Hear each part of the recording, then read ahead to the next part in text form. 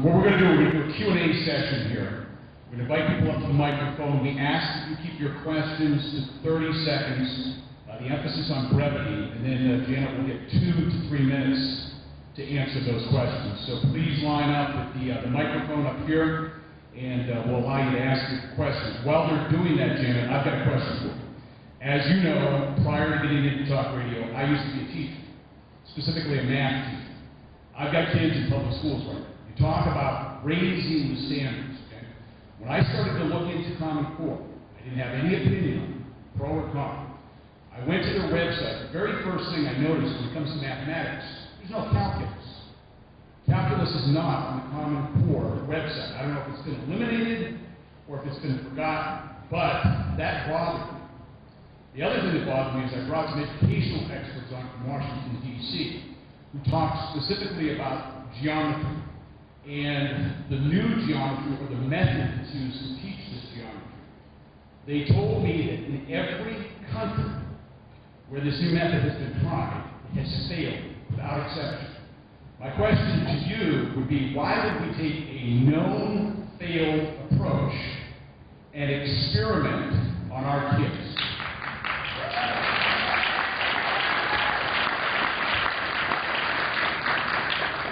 First of all, there's two divisions in approach to mathematics. What the state wants to do, instead of doing algebra geometry, algebra 2 geometry, and trig and calculus and all that, they can have standards for that by subject matter, or they can go into what's called math 1, 2, 3, and 4. Some states integrate those mathematic principles and believe it's more appropriate to do that. So I'm kind of wondering if that's what you came about. But believe me, they teach calculus in our schools.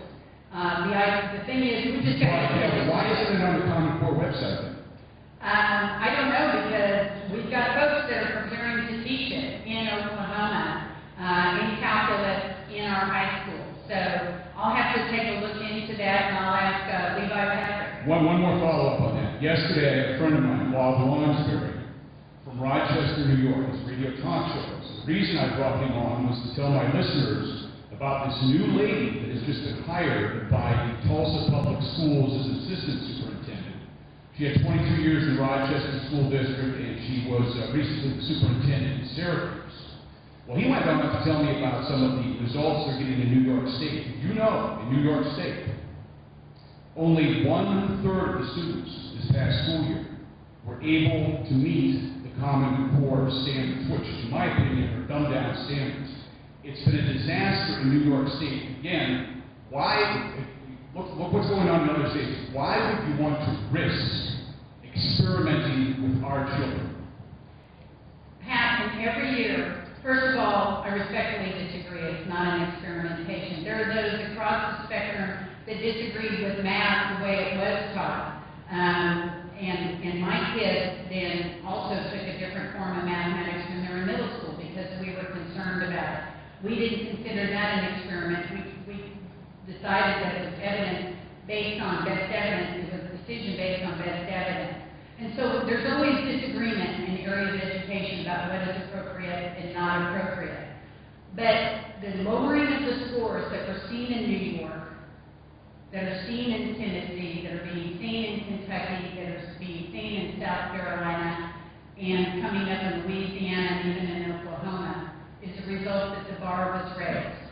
And it's because the assessments are now focused on what is the development of cognitive skills. So it's not just content, but it's practical application of that content into practical situations, developing critical thinking skills. And that is something that children have not been tested on. So they have to prove out their math problems and justify their answer. Never been asked to do that before. And on their math test, then after they answer the question that one way, then they're added differentials into it where they need to show their application of their knowledge and change the formula around and come up with the correct answer. Why do my kids need to justify 2 + 2 = 4? It's a fact. It's a fact. It's no problem to say it's a fact. Well, of course they don't have to justify that at all. But in the higher grade, usually 1 once they get into sixth grade, seventh grade, and in middle school. They need to be able to develop formulas and write that. But, third graders, we've got them figuring areas. I don't want to waste too much time. I want to get to the people that paid to come see you and talk to you.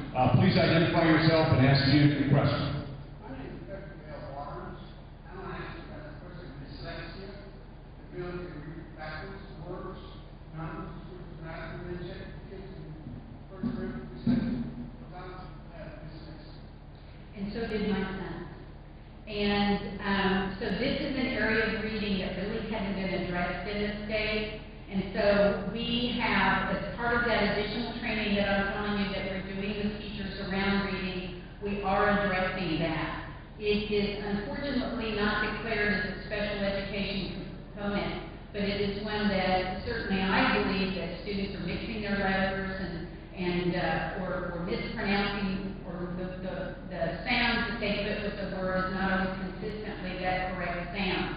And so it is one of the alternate learning strategies that we're teaching teachers in our schools, and I appreciate the question. Thank you. You know anything about Dr. Del Cobb, certain special in dyslexia section? Dr. Del Cobb. Don't know them intimately, but I've heard the name. That's part of the research that we did into these alternate learning strategies. Are we going to check kids in first grade with dyslexia? Those kids that's part of the evaluation process, that when teachers get in there, they have to learn to recognize it and recognize the traits. Those kids display those problems in various different ways. And so we're helping teachers to recognize those challenges in students as early as possible. They're even trying to pick them up in kindergarten if they can. Thank you for your question. Can we bring the next person up? Please identify yourself and your question for Janet Barresi. Yes, my name is Randy Hamilton from Tulsa. And I will applaud almost everything you said about education. Okay, applaud that. Everything that you said about education, I pretty well applaud. However, that contradicts 100% of everything I've read about Common Core. You speak about parents taking initiative and local school boards taking initiative, state school boards taking initiative. Of course, what I read about Common Core is it eliminates all that. In other words, there is no input. It eliminates input from parents, even all the way up to state school boards. And the feds are dictating all that. And so I'd be interested for you to address that difference.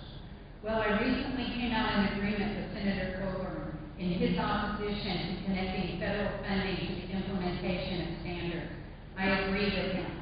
I know the process that is used in Oklahoma. I know I just explained what as best as I could what the standards were and showed you the difference between that. And that the decision on how to teach it was done into the individual districts. It is impossible for me to tell a teacher how to teach something. We can give them ideas and all of that, but teachers have to write those own curriculum themselves in their schools. And we've been working to try to teach teachers how to do that. Not to buy it, but to do it in their classrooms. And what I read about Common Core says that Common Core likes all of that away. Sir, I've just tried in detail to explain to you the way that we're doing it in Oklahoma, and that's the way we will continue to do it. Because that's the way that the law dictates that it's being done. All I can do is ask you just to take a look at our website, to ask questions at your local school district, and talk to them about how they're implementing. Thank you for the question. Let's move on to the next person, please. Your name and your question for Janet Barresi. My name's Gary Van Nextworth. And I came here to really oppose this Common Core, but what I've heard in the last hour sounds good to me. But what bothers me, I'm an electrical engineer, I'm also certified math teacher, and I'm 7 years old, so I've seen a lot of changes. What really bothers me is how a lot of these policies are shoved down our throat, like from the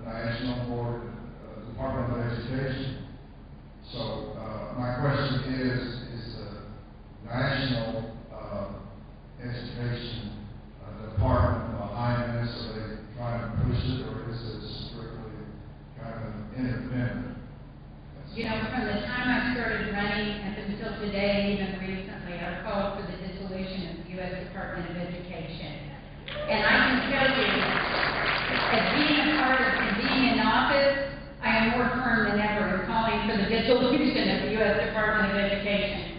It's a maze of impossible bureaucrats that take far too much of our money that needs to be returned. And I was excited that the version of No Child Left Behind that Congress just passed, it's not going to be heard in the Senate, but it's one that returns a lot of those decisions back to states. And so I agree with you. I have never had a U.S. official tell me how to implement standards in the state of Oklahoma or what standards to implement. That was left always up to the state. But I have had them try to impose additional reporting standards in the gathering of more data, and I have resisted them. I have told them no.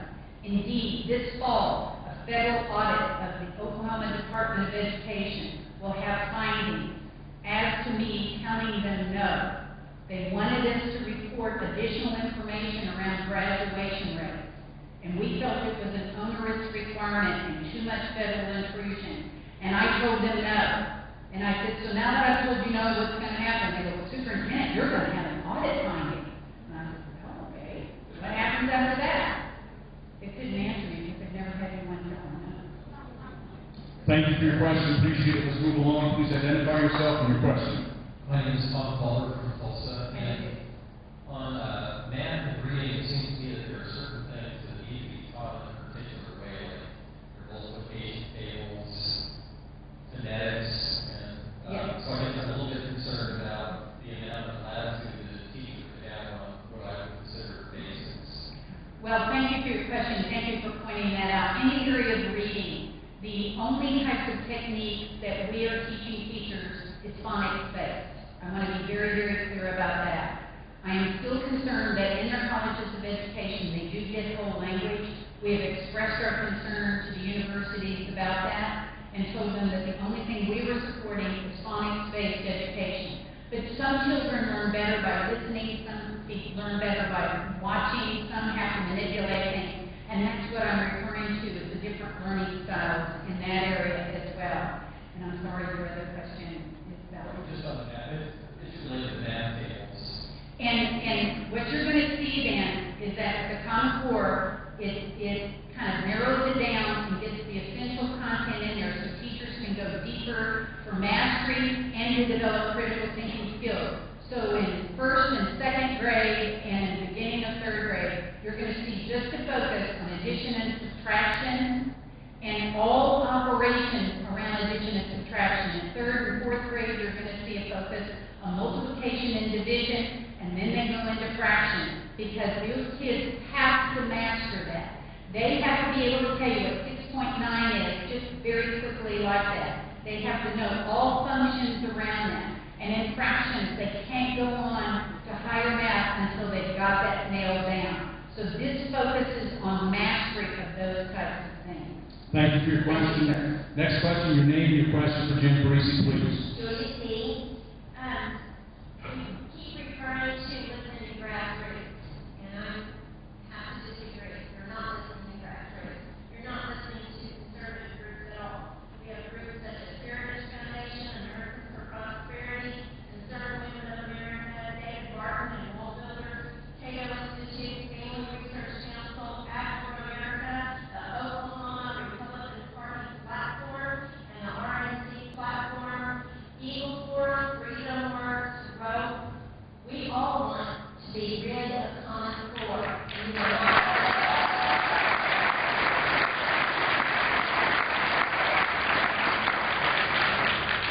Thank you. I think it's important for us to continue to have this discussion. But what I wanted to do today is to talk about ways that you can become involved in your school districts to assure that the way that the standards are taught are according to Oklahoma values.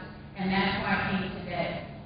I talked to a dear friend of mine who was on the school board in Yukon. She said, all I can do is spend the money they give me and implement what they tell me to implement. That's her comment. So the local level is not following through. We get teachers, curriculum, we think Oklahoma came up with the idea to teach that Islam is good and Christianity is bad. I don't think so.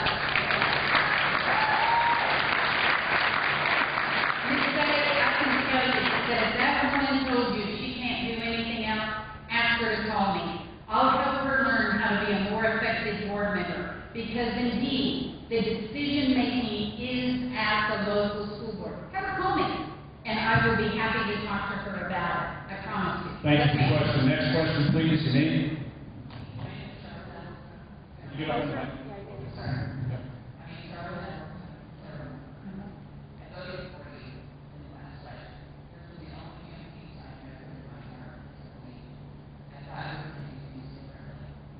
But what I see is the perpetuation of the old ways.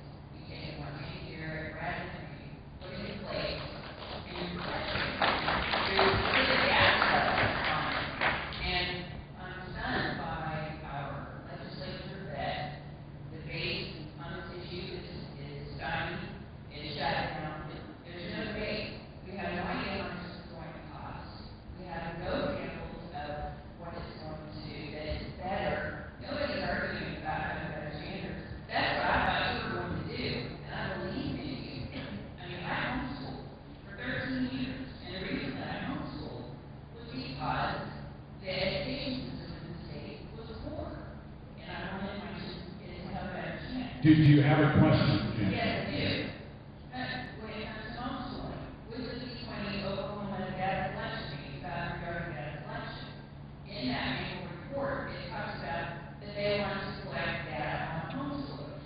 I wonder how they're going to do that, because homeschoolers are the least likely to give you their information. The Claremore School District, in fact, we talked about this Monday on the program. The Claremore School District is going after homeschoolers.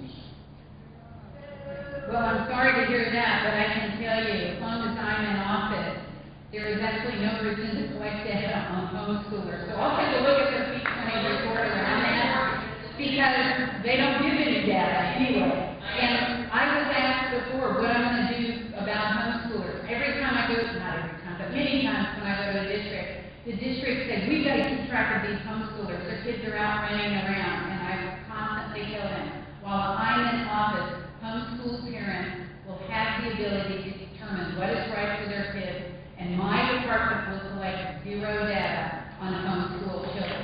Okay, we need to move along. I don't mean to be rude, but the next question, please. And folks, let's try to keep it to a question, 30 seconds, and let Janet answer, please. One of the strong part now, and I think it's common knowledge that schools where parents are most involved are more successful with the kids. Yes.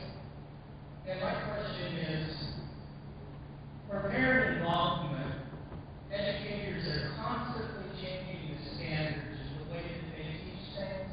When mathematics and reading have been the same for 2,000 years. So can't we teach math to the point where somebody at a grocery store or Home Depot can make a change? Not the math. Amen to that. You know, one thing I told folks, when I was running, I said, one of my major goals for Oklahoma kids is for them to be able to make change without a computer or a calculator in front of them.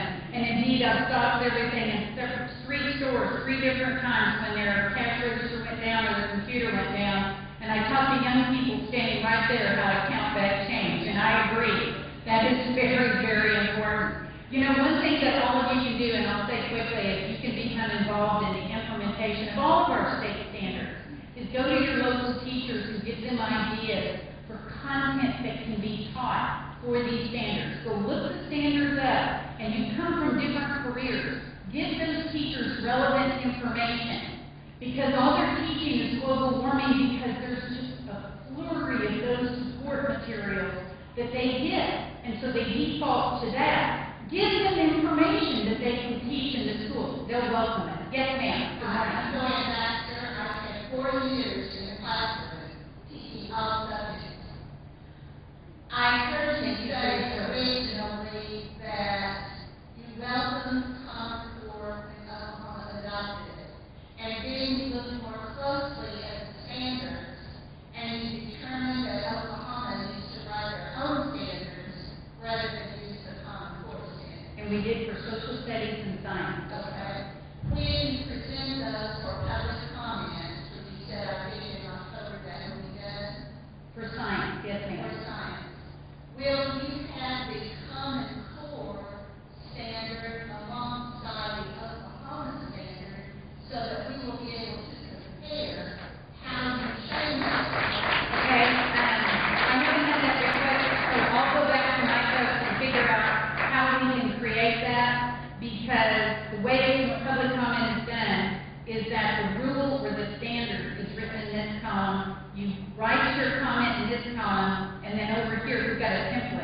rewrite how we change things to meet that. And so let me go back and try to figure that out. Okay, I think I'm still using the thin Common Core. We are teaching the Common Core, as our legislature adopted, in English and in mathematics only. We have rewritten social studies and science, and have revised visual and performing arts. And then we have world languages, I believe, coming next. So every several years, we go back and revise or rewrite to update things and to assure that they are appropriate. Thank you for your I question. appreciate the common standards, and Common Core is one way to achieve that. Thank you, ma'am. We've only got Janet for a couple more minutes, so I really want to roll along with the questions again. Emphasis on brevity, please. Barresi, John Fraser, is the name from the Tulsa Independent School District. Two questions, or two-part question. The tests are given, the assessments, tests, 1%, right? When they have the tests for the end of the school year. Yes, sir. Those are given by an independent company. What is the cost of the state of Oklahoma for those tests? Our state develops the blueprint for those assessments, in other words, what they want in the assessment, and then a vendor develops the questions and the form, if you will, for which those are presented, and Oklahoma teachers review the questions, and those are distributed.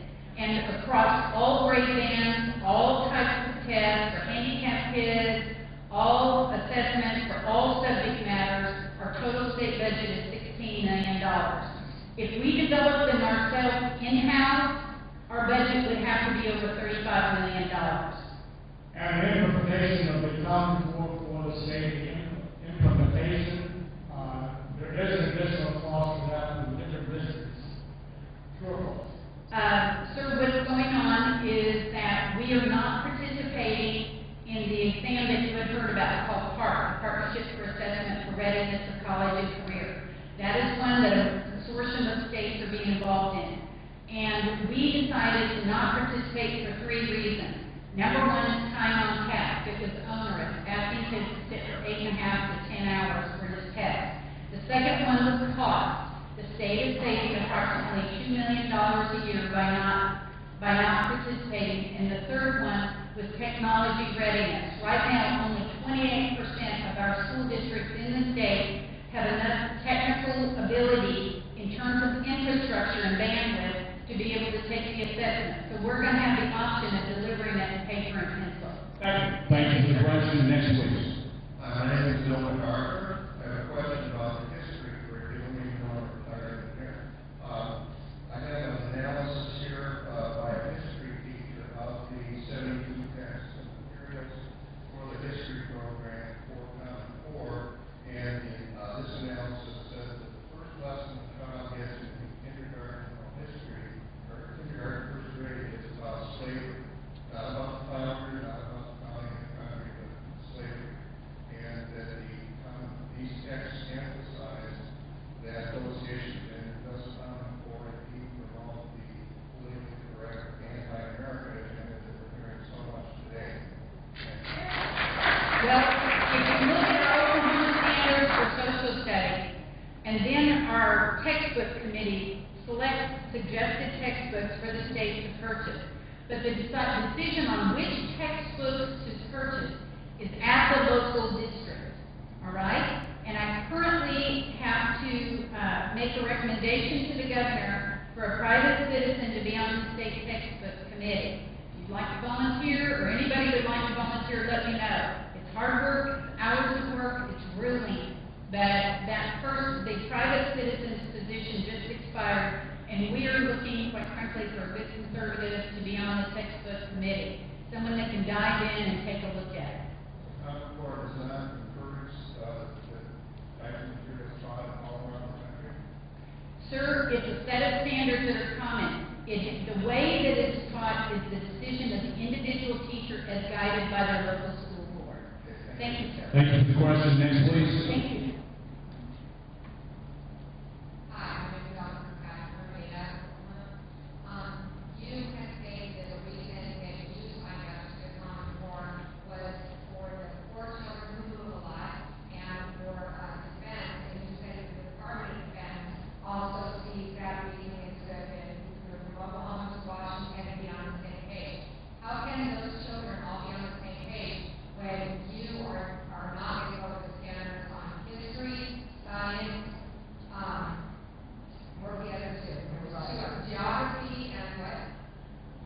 It's social studies and science, that's right. Science, history, and geography.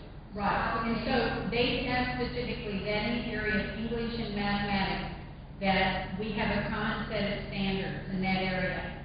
We looked at the next generation science standards. We looked at the social studies framework with that same idea in mind. They just weren't appropriate for Oklahoma kids. And so we made the decision then to take a look at those and to adopt our own Oklahoma standards. And we actually, for our social studies standards, we're getting some national attention from some other states that are looking at them. And our social studies teachers are all telling us that they're solid and they're very, very good. So, Thank you for the question. Next week. Valerie Rose, Oklahoma Christian Home Educators Association. How do you do? Ellen, thank you for your support of home educators. And my concern is some of the school districts, Claremore, Wasso, several other recently have sent out letters to their families stating that all home educators need to put their letter of intent, submit their curriculum, all kinds of that. And my concern too is how will the standardization of curriculum affect home educators down the line? Parent's decision. The parent is first and foremost the best and the first educator of every child. That's something that I believe in, I have held all along, and I will continue to believe in because I appreciate homeschooling. I do not know how those school districts have brought themselves to stating that homeschool parents need to be part of the registry. Let me jump in here for a minute. Are you as superintendent willing to say today that these homeschoolers here do not have to submit their curriculum to their respective school districts? No, You're not willing to say that? no, I'm saying they don't have to. They don't have to. So you heard it from the superintendent herself. She says No, they don't ignore have to do it. it. You're right, ignore it. I'm just trying to search my mind and figure out, some parents that are addicted and have drugs and abuse their children, hold their kids out of school, so they can avoid detection because these kids are neglected and all of that. And so the school calls them and the parent will say, oh, I'm homeschooling my child. And the district will ask them to come in and simply sign a form saying their child is homeschooled. I still oppose making homeschoolers register. We can find those scumbags through traditional law enforcement. And indeed, we are working with district attorneys and sheriff's office and finding those people that are giving homeschooling a bad name. I had folks in to talk about it. That's the only thing I can think of that they're asking you. Thank you. Next question, please. Your name and question. Brent Colley, Oklahoma City. How do you do? I think I just heard you say that Oklahoma is going to make their own common core standards that you are going to reject. You're going to have the option to reject the national standards. Sir, we have adopted the Common Core for English and mathematics. I rejected them, and quite frankly, educators in the legislature and the governor agreed with me for science and social studies, because they were laced with just quite frankly some very liberal principles and things that weren't appropriate for conservative Oklahoma. So while we've taken English and math, we have written our own for social studies and science, and we've revised our own existing visual and performing arts. So Oklahoma is retaining the option to consistently reject any and all standards on the national. It's our option. It's our option. And you will take it. Okay, you're saying. The will of the legislature. This goes on into. It's the will of the legislature in doing that, and the governor signs it. So we have the option to reject any common core standard at the national level. That is, the legislature adopted it, and it is the decision of the legislature, and it will be their decision They're going going to forward. give guidance to me. Beg your pardon? They're going to give guidance to me. They're going to take your. Well, they're gonna ask me my opinion, but they have opinions coming from all sides. Well, and this is Paul's question. If it's good for the state of Oklahoma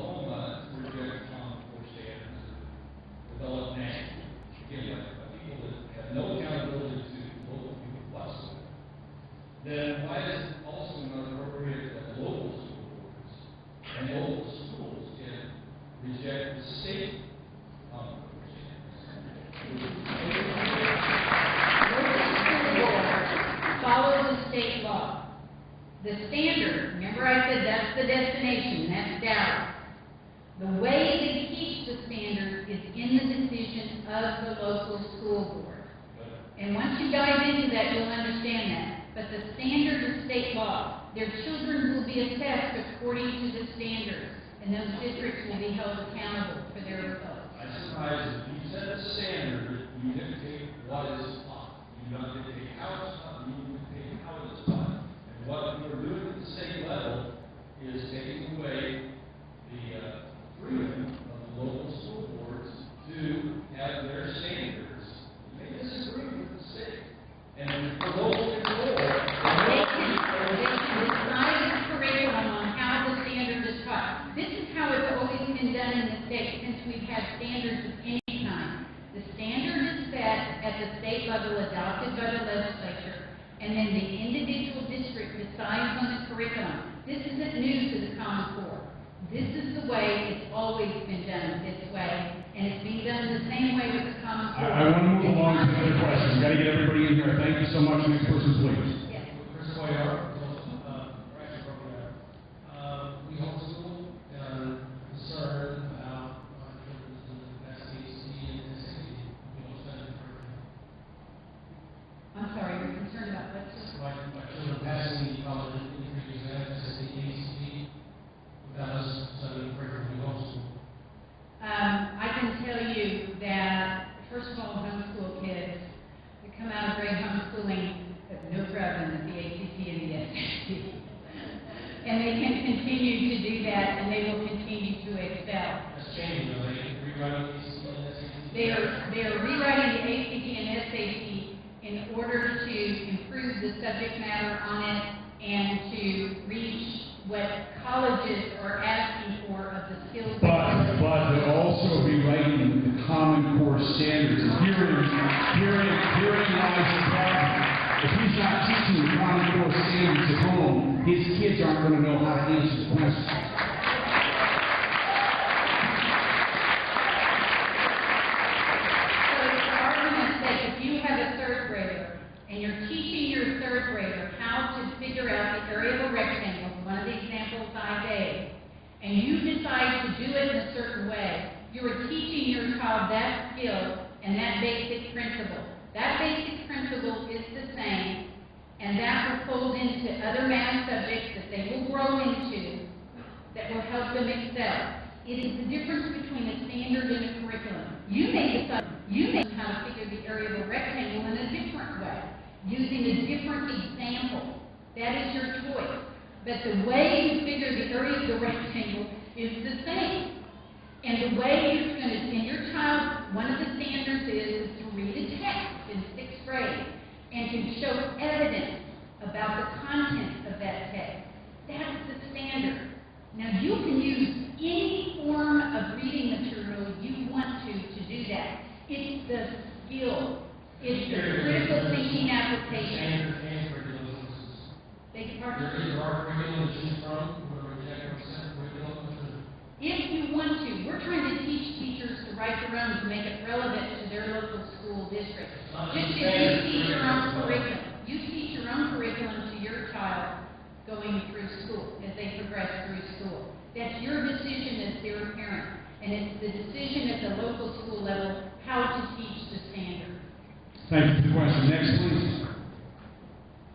Karen from Roseville, homeschooler. You told me before that CC does not affect curriculum at all in any way, so that's why we're GOP. Do you still want to stick with that statement? That Common Core, Does not affect curriculum in any way. that the curriculum, the way you're going to get to Dallas, the route you're going to take, is your individual decision. But the destination is the same, which is the standard. Hundreds of companies that curriculum that's out there, some of them that I use are adjusting to the Common Core standards. It's your option to use it or not if you want to. Eventually, I'm going to have curriculum. We're actually asking our teachers to write their own, and as I visit with homeschool parents, they actually say they take bits and pieces from various things or write their own on how to teach it. Lastly, are you going to do what you want to do or what your constituents are telling you to do?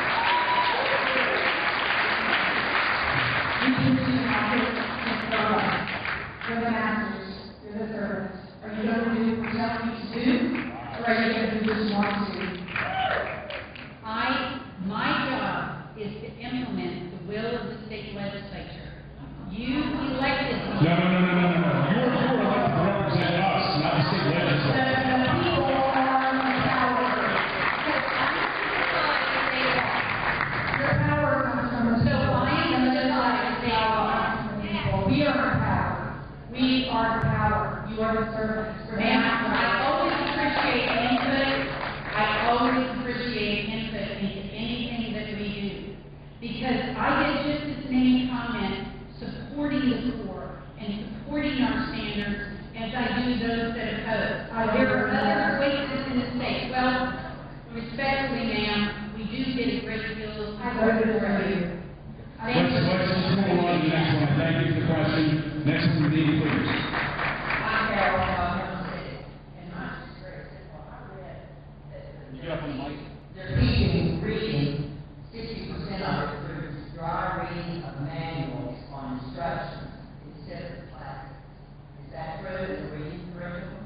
In the elementary grade, approximately 50% of it is fiction, 60% of it is fiction, and 40% of it is nonfiction. And is that- As the grades increase, it goes to nonfiction. So the letters that I was talking to you about from George Washington, that was nonfiction.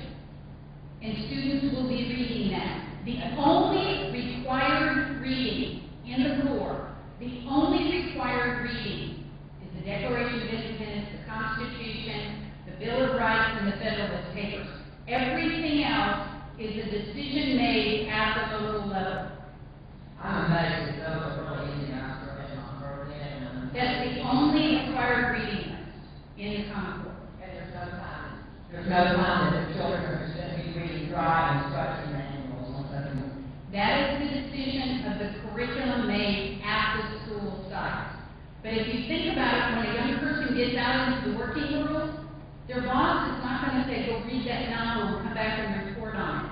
Their boss is going to say, I need you to read this report, and I need you to bring me back a summary of it, giving me the most salient points and quoting. Well, they can do that at that point when they go to work, when they're in school, they might not want to do what this instruction manual is, there's no use studying an instruction manual. It is the ability, if you look at like an instruction manual, I don't know, for like putting in some audio equipment, and you open that up, and it's pretty tough reading, it's called technical reading skills. That's actually part of the requirements that kids need in order to be successful in the 21st century. Over the next 6 years, 65% of new jobs coming to the state of Oklahoma will require for entry-level positions, mastery of algebra, geometry, statistics, data analysis, and technical reading skills. That is what we are hearing from across the country, and that was what industry is telling us that these kids don't have. They don't have the ability to read the things and to critically make decisions about them and summarize them. All right, let's So that's move why on. the Let's move problem on. is that it's been done now for years. Let's move on to another question. Name your question for Jim Breeze, please. TC Ryan, Tulsa. I have a quick comment. I think that the education system should be empowering and educating individuals and not just worker bees. So maybe you look from that and not interested in what, a company may need 10, 20,000 years down the road. I'm interested in ensuring that all kids have the ability to make informed individual choices. To think and to think individually, how to think, not what to think, how to think. My question is, we know that the legislators already have passed the English and math side on the core. What you're doing now is you're implementing the infrastructure. You're setting up that infrastructure. I've talked before, rejecting the social side, the social studies and the science aspect of it. But what is to say that when you leave office and some bureaucrat that we disagree with, some little bureaucrat gets into the office, they don't change those standards down. I mean, how are these standards actually stay in place, and whose standards are they exactly? Sir, the standards are passed by our state legislature and signed by the governor. And so whoever will follow me after my second term, they still are going to be held. They're still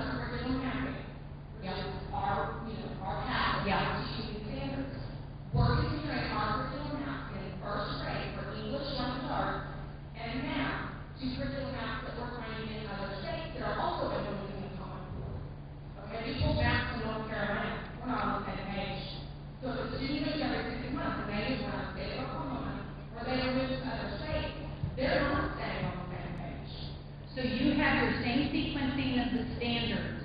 And some teachers do reach out to other states, because as one teacher told me, she said, my professional learning community is no longer within my building. My professional learning community is now the entire United States, and teachers on my same grade. And that teacher told me that they were taking decisions and talking to teachers from other states and developing their own maps within their local district. And actually, ma'am, that teacher told me she felt that there was a great deal of similarity in the terms of the sequencing that they have. You pull out from guys from schools, you pull out from other public schools, and come in and you go, other states and pull them out, they're not the same. Unless you just want to talk and make them have to teach at our schools. That is your option at your school district. Right. The sequence of the standards are the same. Everybody's on the same The page. sequence of the standards. No, that's what somebody in the Department of Education, the sequence of standards, our first grade standards, but there's nothing that says, teach this one first, then teach this one, so that if this child moves to another standard or district, they're on the same page. If I have a student from that first grade school in North Carolina in my classroom tomorrow or Monday when I report back, they will have covered the same material that I just covered my first graders this week. So are you teaching your kids to read in exactly the same way for each student? No.